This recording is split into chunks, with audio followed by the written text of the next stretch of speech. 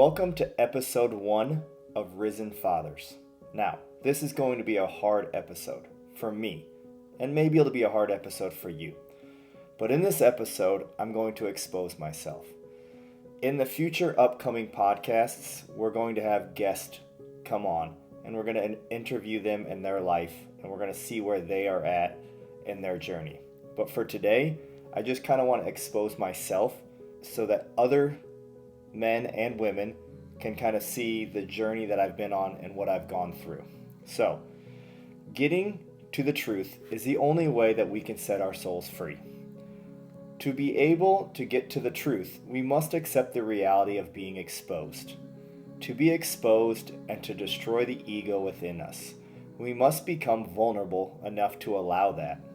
I truly hope that through this podcast, men will rise in all areas of their lives and show up in a new way for their families. Hello, my name is Chad Hawkins. I am a good person. Welcome to my TED Talk. I'm a good person. I am a good person. I'm a good person. This is what I've told myself my entire life. I've believed this for as long as I can remember. All the way to my core. I believed in God. I tried to live a good life. I've always tried to make the right decisions and choices throughout my entire life. That has to make me a good person, right? How could I be a bad person? I'm going to take you through a series of stories in my life, and at the end of this talk, maybe someone listening will see what took me roughly 38 years to understand. We are creatures who will never live without sin. We are sadly damned from such a young age. I know this because I see the sin I've placed within my daughter's heart and mind at 5 years old. And nothing I do or say can change or replace that. She will exist and live within that frame her entire life. How could I have seen this coming and prevented this outcome?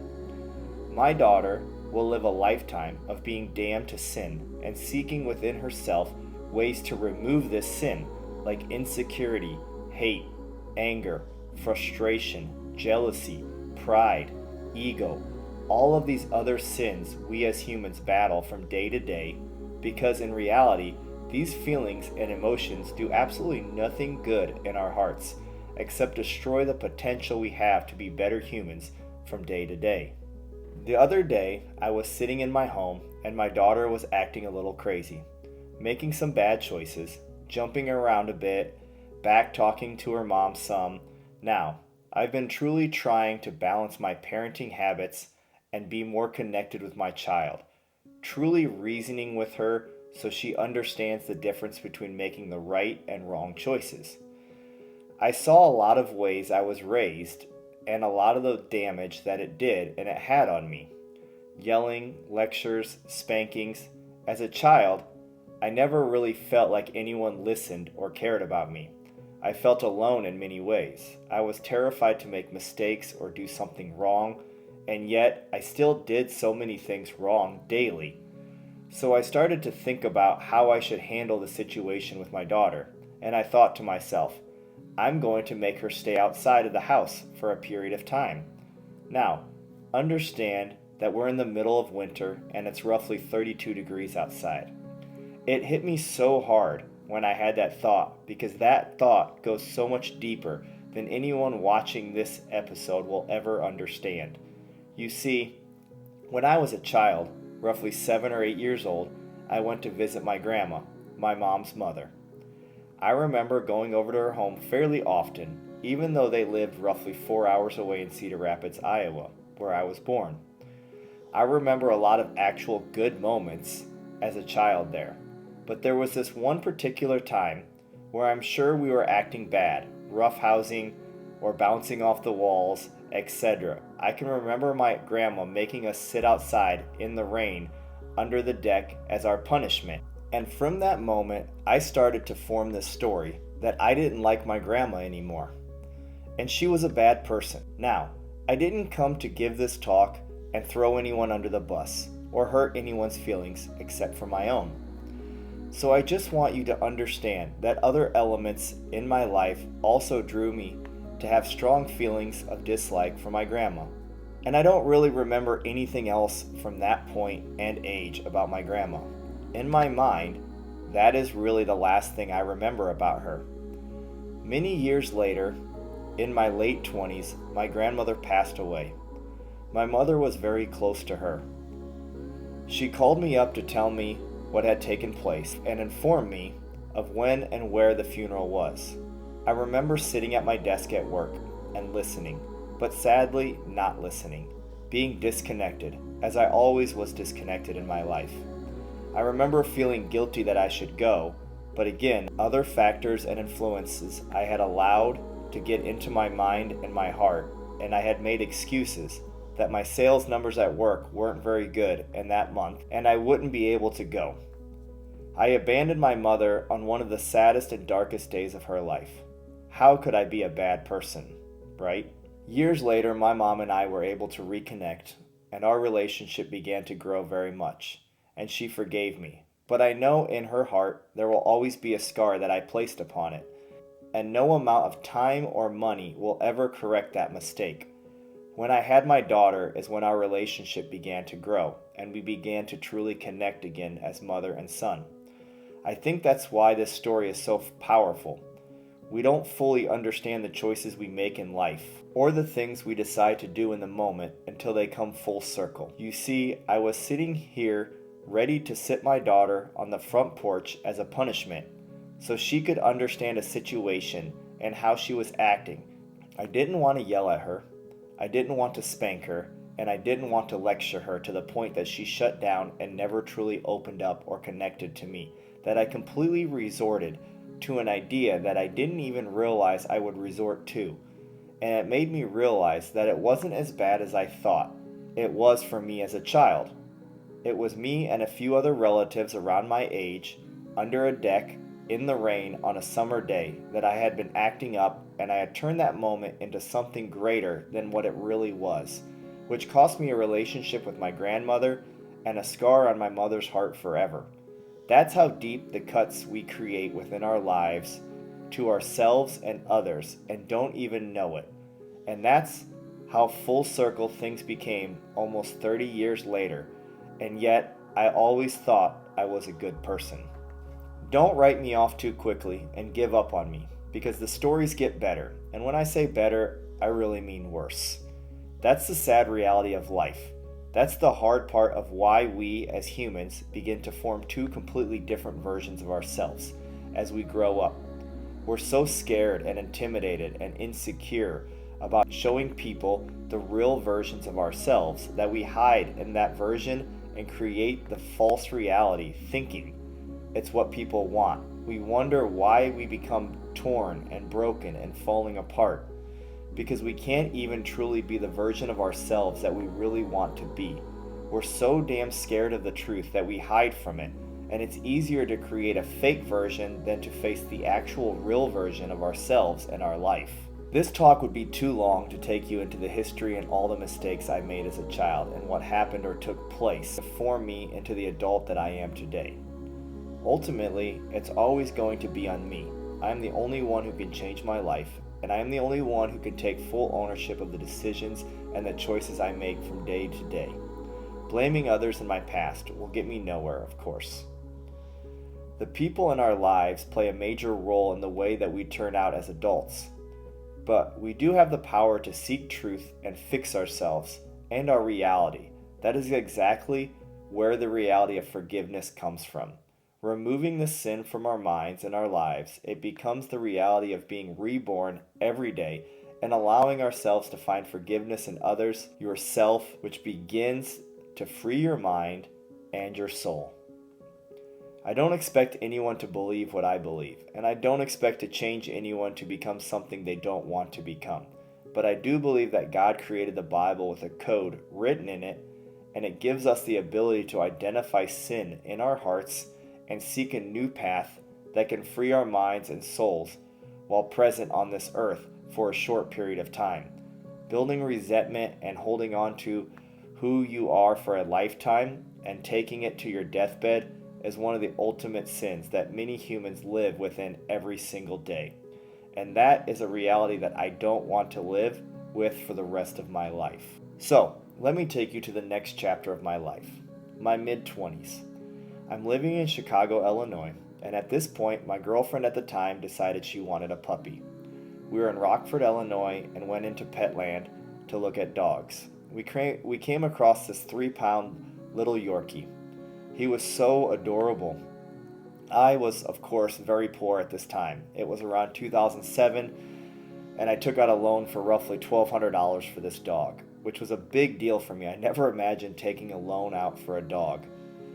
We bring this cute little Yorkie home, and he's insanely cute. Understand, at this time, we're living in an apartment in Harwood Heights. It's 3 stories tall. We live in the middle unit, and the landlord, which is an old Polish couple, live on the top floor. We're not allowed to have pets, and this Yorkie never barks. It's amazing. Such a loving, amazing, beautiful little puppy. Why does this matter?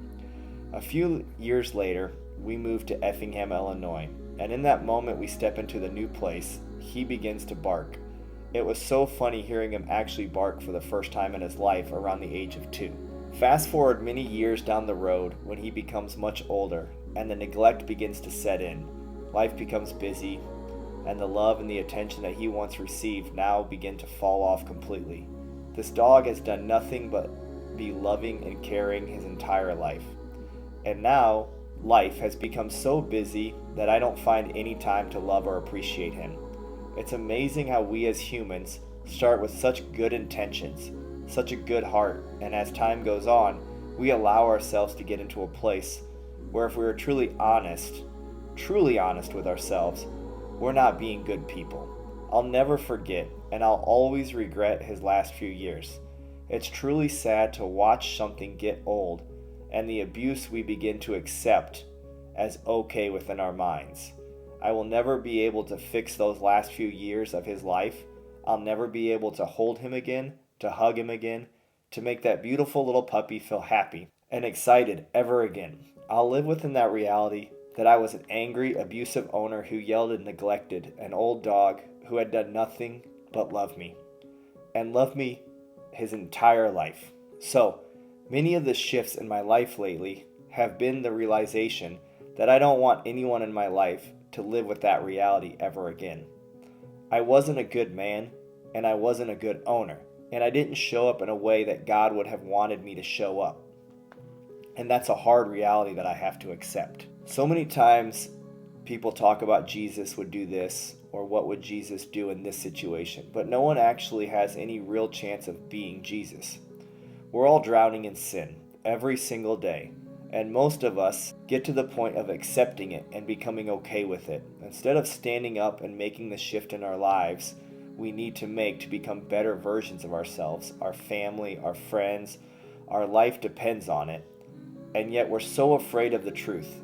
We're so afraid of reality and how accepting these hard facts will make us look to others. It's time now that we make the change. It's time now to get to the truth in our life and stop hiding. That's the reality that I'm living within right now. Jump to the future. I'm 38 years old. I've been in a relationship with Mandy for almost 8 years. In December 2022, the things are at the worst place that they have ever been. We're constantly fighting.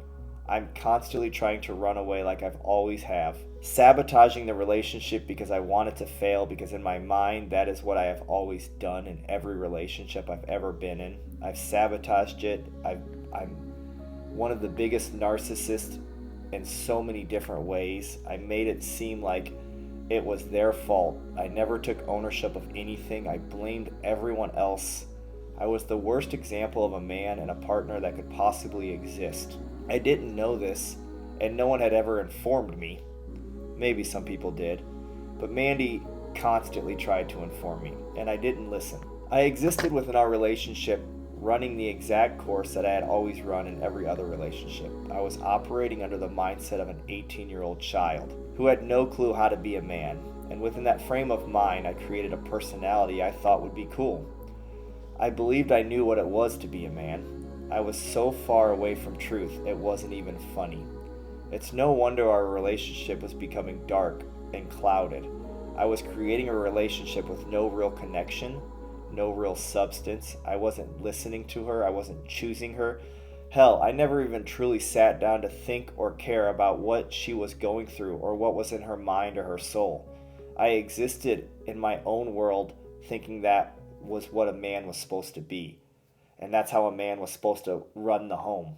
Not only did I not listen to her, not truly dive into her thoughts or where she was at in her life, I had the mindset that it was okay to look at other women, to desire other women, to look at porn. I justified all of these things as not cheating and being faithful because it wasn't physical. I even pounded them into her head and made her feel bad for everything. Everything that she even questioned about my behaviors, I made her feel like it was her fault. I would hide in shame and I would blow up in anger and I would justify this to myself. And through all of this, she never left me. She always stood beside me and loved me. She knew me through and through. However, I didn't know me. How crazy is that? Yet, somehow, I'm a good person.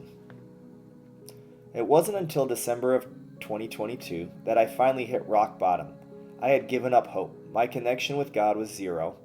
I had allowed outside influences, people who I thought were my friends, people who I looked up to, completely make me afraid of who I was, make me afraid to show up to be the man that I wanted to be. So I allowed what they thought to get into my mind and to control me. So my connection with my family was zero. My connection inside my business was kind of zero. My connection inside myself was zero. In my mind, I had hit rock bottom, and everyone else was to blame except for me. I was ready to burn everything down and walk away and start over. Then I came across a reel by Garrett White, and it completely made me shift the way that I saw life. It was hard. It made me vulnerable. It made me unable to hide, and it exposed me in a way that I had never imagined. I was sitting in the hot tub, waiting for Mandy to come down, and I had already set in my mind that she would have her walls up, that she was the problem, that she was going to come down angry, pissed off, not willing to connect. Very quickly I realized that I was doing all of those things, and I was the reason that she was showing up the way that she was showing up. It's because I created this atmosphere for her not to be able to speak her mind, to speak her truth, to be able to be herself in front of the person that she's supposed to spend her life with, and to be able to openly communicate with. I had destroyed all of these things inside this woman, and yet I'm a good person. I continue to listen to Garrett, and I continue to make the shift inside my life to kill the man that I was and become this new version of myself. One who wasn't afraid to be a man, one who wasn't afraid to tell the truth, one who wasn't afraid of being exposed. I was tired of hiding. I was tired of walking this fine line of trying to get people to like me. I was done with this version of myself. I was ready to focus my attention in life in the correct direction. Garrett made it very simple. Focus on God, your family, your body, your business, and that's it. Show me your fruit, and I will show you the man you are. I had no fruit. I had nothing, because nothing in my life at that point was truth. I exposed myself to Mandy. I told her that from this point forward, I was going to be honest with her in all of my thoughts and my direction in this life.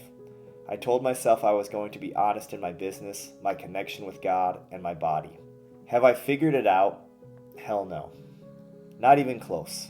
The pits that we fall into life become very deep from day to day, month to month, and year to year. However, once we are able to accept being vulnerable, once we allow ourselves to be exposed, once we allow ourselves to seek truth and live by that truth, that is when we become 100% free from the bondage of this day-to-day struggle and are able to show up in a way that has true meaning and peace. One of my favorite things that Garrett has said is, where there is truth, there will be God. Until you have that, you'll have nothing. Thank you for listening to me expose myself. I truly hope that in some way, the way that I have exposed myself can allow you to find truth and peace and joy within your life. And this has been episode 1 of Risen Fathers. In the future, my goal is to see what other men have went through in their lives and to see their stories and to find out where they're showing up inside their connection with God, inside their connection with their business, inside their connection with their body, and inside their connection with their families. That's going to be the point of this series. Is I would like to just get as many case studies as possible and find out where other men are at their lives, and to see where their truth is, and to see how possibly they can expose themselves.